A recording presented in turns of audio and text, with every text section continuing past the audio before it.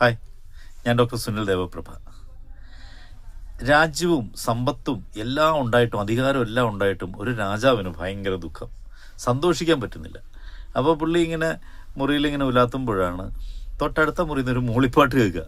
അപ്പോൾ പുള്ളി വിളിച്ചു, അവിടെ ആളെ വിളിച്ചു കഴിഞ്ഞപ്പോൾ രാജസേവനോട് ചോദിച്ചു, തനിക്ക് ഇങ്ങനെ സന്തോഷിക്കാൻ പറ്റുന്നത് എന്ന് ചോദിച്ചു. അപ്പോൾ രാജസേവൻ പറഞ്ഞു, എനിക്ക് കയറിക്കിടക്കാൻ ഒരു കൂരയുണ്ട്, പിന്നെ ഭക്ഷണത്തിനും വസ്ത്രത്തിനും ഉള്ളതും കുടുംബകാര്യങ്ങളും നോക്കാനായിട്ടുള്ള പൈസ അങ്ങ് തരുന്നുണ്ട്, പിന്നെ ഞാൻ എന്തിനു ദുഃഖിക്കണം, എനിക്ക് സന്തോഷിക്കേണ്ട കാര്യമല്ലേ ഉള്ളൂ എന്ന് പറഞ്ഞു.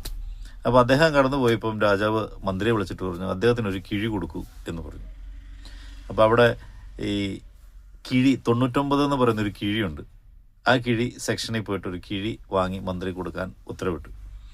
അപ്പോൾ ഇയാളെ വിളിച്ച് പറഞ്ഞു, രാജാവ് അങ്ങേക്കൊരു കിഴി സമ്മാനിക്കാൻ ഉത്തരവിട്ടിട്ടുണ്ട് എന്ന് പറഞ്ഞു. അപ്പോൾ പിറ്റേ ദിവസം രാവിലെ നോക്കിയപ്പം വീടിൻ്റെ ഉമ്മറത്ത് ഒരു കിഴി ഇരിക്കുന്നു. എന്തായിരിക്കും കിഴി എന്നുള്ള ആകാംക്ഷയിലിരിക്കുകയായിരുന്നു അദ്ദേഹം. രാവിലെ ഇരുന്ന് തുറന്നു, മൊത്തം അഴിച്ച് തുറന്ന് നോക്കി, മൊത്തം എണ്ണി നോക്കി കഴിയുമ്പോൾ സ്വർണ്ണ നാണയങ്ങളാണ്, മുഴുവൻ എണ്ണി നോക്കി കഴിയുമ്പോൾ 99 എണ്ണേ ഉള്ളൂ. പുള്ളിക്ക് ഭയങ്കര ടെൻഷൻ. ഇതിനി മന്ത്രി ഒരെണ്ണടിച്ച് മാറ്റിയതാണോ അതോ കിഴി കൊണ്ടുവന്നയാൾ അടിച്ച് മാറ്റിയതാണോ, ഇത് എങ്ങനെയാണിത് ഒരെണ്ണം കുറഞ്ഞു പോയെന്നുള്ളൊരു ടെൻഷനിൽ പുള്ളി നടന്നിട്ട് മന്ത്രിയോട് എന്ന് ചോദിച്ചു. അപ്പോൾ മന്ത്രി പറഞ്ഞാൽ കിഴി സെക്ഷനിലൊന്ന് പോയി ചോദിച്ചാൽ മതി എന്ന് പറഞ്ഞു. കിഴി സെക്ഷനിൽ ചെന്ന് കഴിഞ്ഞപ്പോഴാണ് അവിടെ എല്ലാ കിഴിയിലും 99 നാണയങ്ങൾ മാത്രമേ ഉള്ളൂ.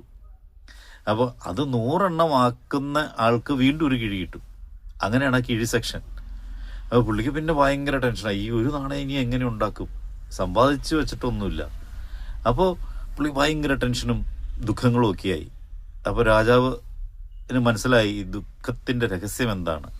നമുക്കെന്തെങ്കിലും വേണം എന്നും പറഞ്ഞ് ഇങ്ങനെ വാശി പിടിച്ച് മുന്നോട്ട് പോകുമ്പോഴാണ് ടെൻഷൻ, കിട്ടാതെ വരുമ്പോഴാണ് ടെൻഷൻ.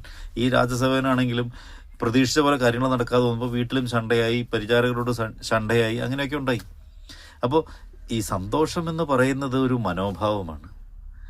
അലംഭാവം ആയിട്ട് നടക്കണമെന്നല്ല പറഞ്ഞ കേട്ടോ. നമുക്ക് ആഗ്രഹങ്ങളോ സ്വപ്നങ്ങളോ ഒന്നും ഇല്ലാതെ നടക്കണമെന്നല്ല പറഞ്ഞേ. ആഗ്രഹങ്ങളും സ്വപ്നങ്ങളൊക്കെ വേണം. അതിനെ നേടാനായിട്ടുള്ള യാത്രയിൽ ചില ബുദ്ധിമുട്ടുകളുണ്ടാവും. അപ്പോൾ നമ്മുടെ സന്തോഷം പോകരുത്. ഇപ്പോൾ ഭർത്താവിന് ഭാര്യയുടെ ശരീരം മാത്രം മതി, ആ ഭാര്യ എന്ന വ്യക്തിയെ ആഗ്രഹമില്ലെങ്കിലോ സന്തോഷം പോയില്ല അങ്ങേരുടെ.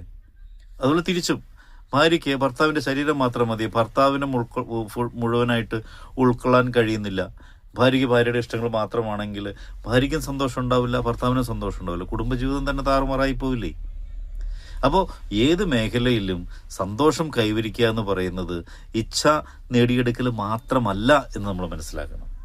സ്വന്തം ഇഷ്ടം നേടിയെടുക്കൽ മാത്രമല്ല, അതൊരു മനോഭാവമാണ്. അപ്പോൾ ജീവിതത്തിൻ്റെ ഓരോ മേഖലയിലും സന്തോഷം അനുഭവിക്കാൻ കഴിയണം. എങ്കിൽ മാത്രമേ നമ്മുടെ സ്വപ്നങ്ങൾ നേടിയെടുക്കാൻ നമുക്ക് പറ്റുള്ളൂ.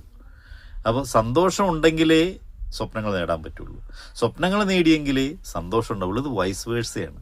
അപ്പോൾ ഓരോ പോയിന്റിലും വളരെ സൂക്ഷ്മതയോടെ സ്നേഹത്തോടെ പറഞ്ഞു പോകട്ടെ.